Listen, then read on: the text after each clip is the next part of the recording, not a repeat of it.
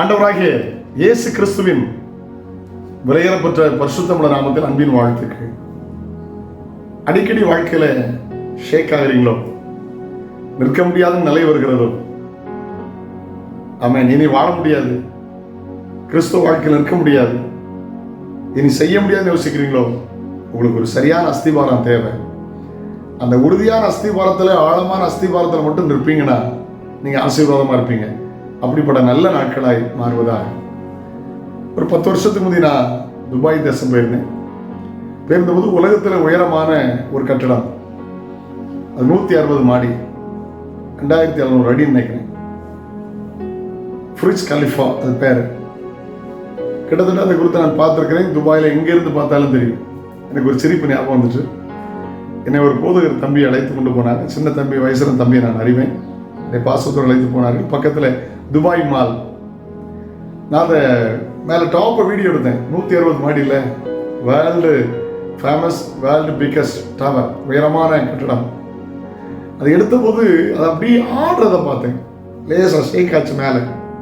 பக்கத்தில் கேட்க முடியுமா, பிரதர் இந்த மேலே ஆடிக்கிட்டு இருக்குன்னு சொன்னாங்க. என்னை தப்பாக நினச்சிட மாட்டாங்க. போதகர் இந்தியாவுக்கு வரும்போது மனநிலைமை தெளிவோடு வந்தார். இப்பொழுது நிறைய கீழ்ப்பாக்கம் மருத்துவமனை கொண்டு போன அதை நினச்சிட மாட்டாங்க. 2 முறை செக் பண்ணி ஆடுற மாதிரி இருந்துச்சு. 3வது இதை கண்டிப்பாக கண்டுபிடிக்கணும் அப்படின்னு சொல்லி கேமரா அப்படி எடுத்த போது, ஆமாம் அது ஆடலை, என் கை தான் ஆடிக்கிட்டு இருந்துச்சு. பாருங்க, யோசிச்சு பாருங்க. அதை குறித்து ரிசர்ச் பண்ணி பார்த்தா 1,10,000 டன் காங்கிரீட் போட்டிருக்காங்க. 1 வருஷம் ஃபுல்லாக போட்டிருக்காங்க. இவ்வளவு உறுதியான அஸ்திபாரம் இருந்ததுனால இன்றைக்கு வரைக்கும் நிலநடுக்கங்களோ எது வந்தாலும், புவியீர்ப்பு விசையில மாற்றங்கள் வந்தாலும், சேதங்கள் வந்தாலும் இதுவரைக்கும் அந்த கட்டடம் இருக்கிறது காரணம் உறுதியான அஸ்திவாரம். 1 வருஷம் ஃபுல்லா ஃபவுண்டேஷன் காங்கிரீட் போட்டிருக்காங்க. 1,10,000 டன் காங்கிரீட். யோசிச்சு பாருங்க. மத்தேயு 7ஆம் அதிகாரம் 24-25 வசனங்களை வாசிக்க கேட்கலாம். மத்தேயு 7:24-25. நான் சொல்லிய இந்த வார்த்தைகளை கேட்டு, இயேசு சொல்லுகிறார், நான் சொல்லிய இந்த வார்த்தைகளை கேட்டு இவைகளின்படி செய்கிறவன் எவனோ அவனை கன்மலையின் மேல் தன் வீட்டை கட்டின புத்தி உள்ள மனுஷனுக்கு ஒப்பிடுவேன். 1 கொரிந்தியர் 10:4 சொல்லுகிறது, அந்த கன்மலை கிறிஸ்து. ஒரு ரகசியம். எபிரேயர் 3ஆம் அதிகாரம் 6ஆம் வசனம் வாசிக்கிறோம், நாமே வீடு. 1 கொரிந்தியர் 3:16 நாம் தேவனுடைய ஆலயம்.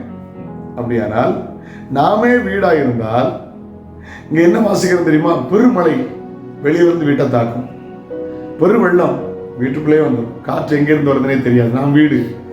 சில பிரச்சனை வெளியிலிருந்து தாக்குறது, சமுதாய பிரச்சனை, நண்பர்கள் பிரச்சனை, உறவினர் பிரச்சனை வெளியிருந்து தாக்குகிறது. சில நேரம் புருஷன் மனைவி பிள்ளைகள் உள்ள பிரச்சனை, வியாதி, வறுமை, கடன், குடும்பத்துக்குள்ள பிரச்சனை, பிசாசு போராட்டம் எங்கிருந்து வருதுன்னே தெரியாது.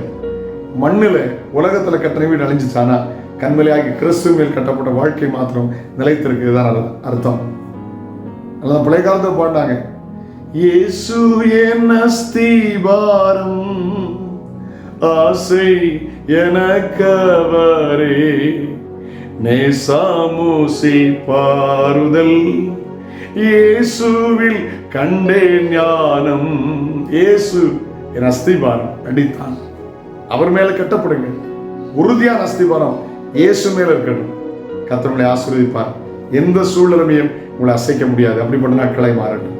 ஜெபிக்கலாமா? தகப்பனே, திறமையில, பணத்துல, அறிவுல, படிப்புல அந்த அஸ்திபாரம் வச்சு கட்டிடாம கிறிஸ்து மேல உள்ள அஸ்திபாரத்துல மாத்திரம் இப்படி வாழ்க்கை நிலைத்திருக்க ஒரு விஷயம். இந்த நாள் பிள்ளைகளுக்கு ஆசீர்வாதமா இருக்கட்டும், ஆசீர்வாதமா இருக்கட்டும். நன்மை கிருபை தொடரட்டும். இயேசுவின் நாமத்தில் ஜெபம் கேளும் பிதாவே. ஆமென், ஆமென், ஆமென். நாளை உங்களை சந்திக்கிறேன். அது ஒரு ஆண்டு கிருபை உங்களை தாங்குவதாக. God bless you. Have a nice day.